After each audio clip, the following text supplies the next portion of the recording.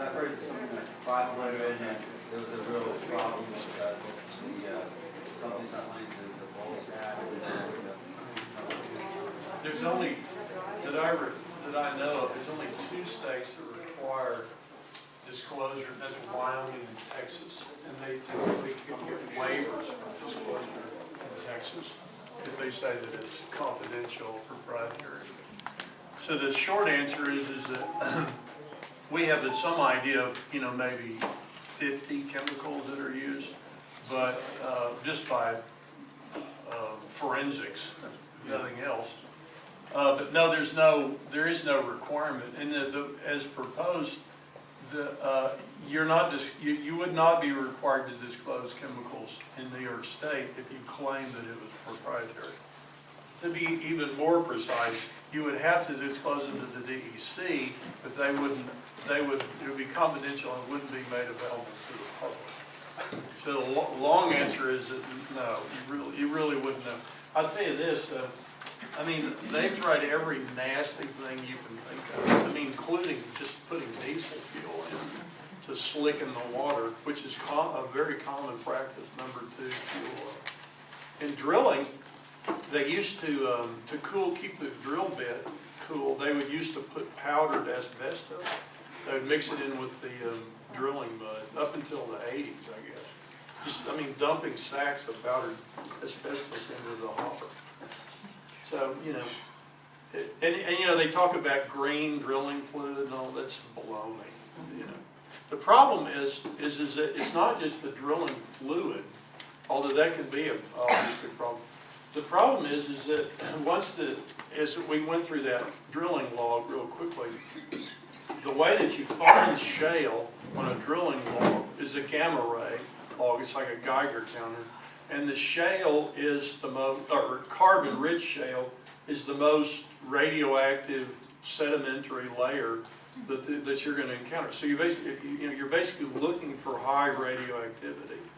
And so point being is it isn't just like what you put down there; it's what you get back up from the formation. And as Kelly mentioned, that includes arsenic and radium-226 and things that are as toxic or more toxic, possibly, or carcinogenic than the drilling fluid. And those are naturally occurring, in the shale formation. So it's like you get back part of the drilling fluid in the flowback plus all this other stuff that you harvested.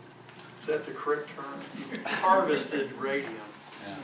And can I ask a follow-up to that, actually? On fracfocus.org, what are they giving you as the data? They list chemicals. What are they? Frac Focus is it's an interesting kind of a ploy.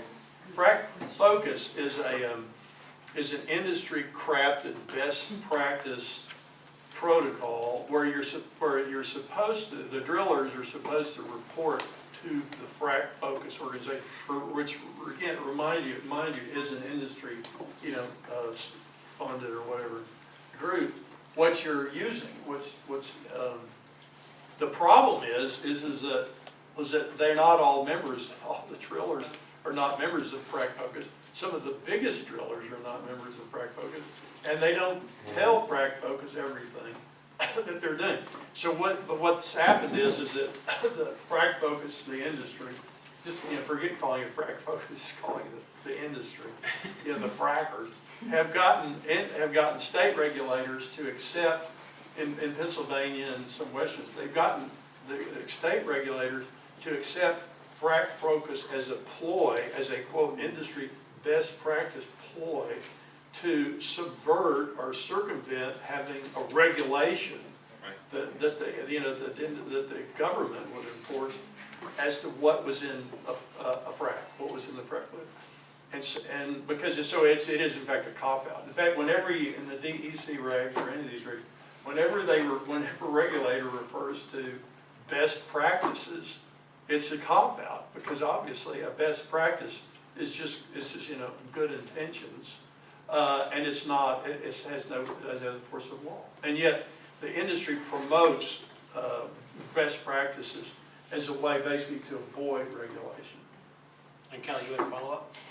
One one thing I wanted to bring up, Dr. Ron Bishop, who was a professor in chemistry, SUNY Oneonta, one of the things that he has been concerned about is not only the chemicals that they use, but what chemicals are created, A, from when these things mix in the ground, in the recycling of frac fluids, in the impoundment ponds, when they're putting all this stuff together. So the unknown quantity is what might we be creating by mixing unknown chemicals together. Now we have more unknown chemicals, which makes it really difficult when you're talking about testing to know what to test for.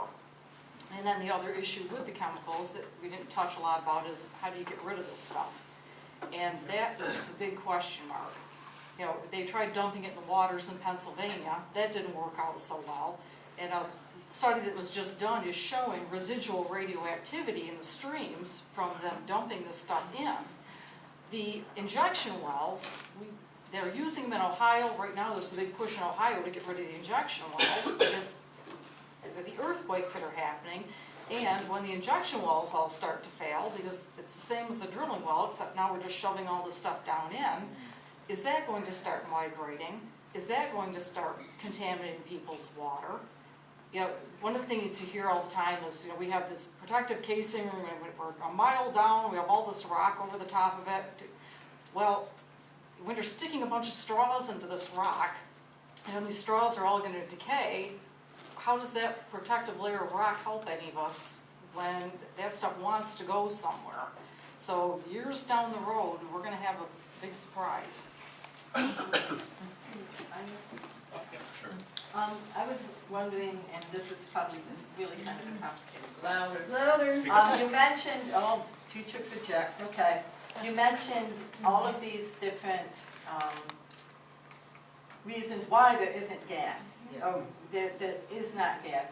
How much do you think, like the waste industry, like Casella Industries, and that are gathering all this waste into New York State, and the water industry, and the chemical industry, the sand industry, how much are they playing to create this false need? How much the road, the road industry, Peckham Industries that make asphalt, how much do they want to have this going, and they keep on perpetuating it? Right. Well, I mean, that's a good question. You know, we didn't get into why, in any detail, why this has been hyped, but obviously that's why it's been hyped. It's because anybody in the gravel business or whatever, the waste hauling that wants to cash in on this has been hyping this. Has been hyping the benefits of it. And of course, and all the benefits are tied to the fact that there would be a lot of producing wells here. So oddly enough, a lot of the people that are hyping it, I guess naively don't really understand what they're saying. I mean, in other words, they bought into the early argument about how prolific it would be in New York, and nobody's told them otherwise.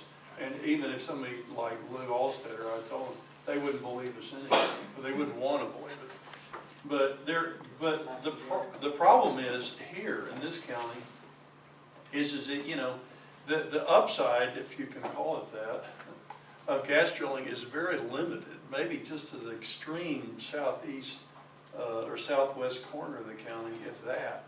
But the downside of it is just, it could be considerable, because I mean it would literally become a place for people to dump frac waste. They don't have enough places to get rid of this stuff. Kelly mentioned disposal wells. In most western states, the way they get rid of the frac waste is they just take it and they inject it down into a deep disposal well. And of course, as we've learned, the problem is if you do that enough, then it will precipitate earthquakes. And so they've had earthquakes in parts of Texas. There have never been earthquakes in recorded history, at least of that magnitude. So it's not exactly a good solution. They don't have places to get rid of. There's 8 injection wells or disposal wells that are permitted in New York State, but none of them take frac waste. And there are probably no good geological formations to inject frac waste in New York State. So there won't even, by a geological standpoint, there won't even be any disposal wells in New York State. There are hardly any in Pennsylvania.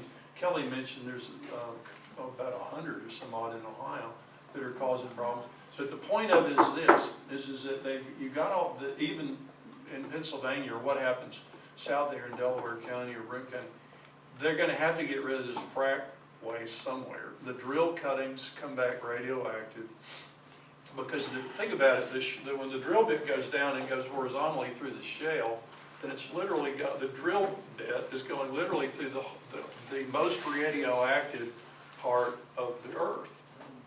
So it's in effect, when it pulls those drill cuttings back out of that horizontal, it's basically pulling out radioactive rock. It's mining radium, you know. They got to get rid of that stuff. They got to get rid of the frack water that comes back from the frack, and they can't inject it into the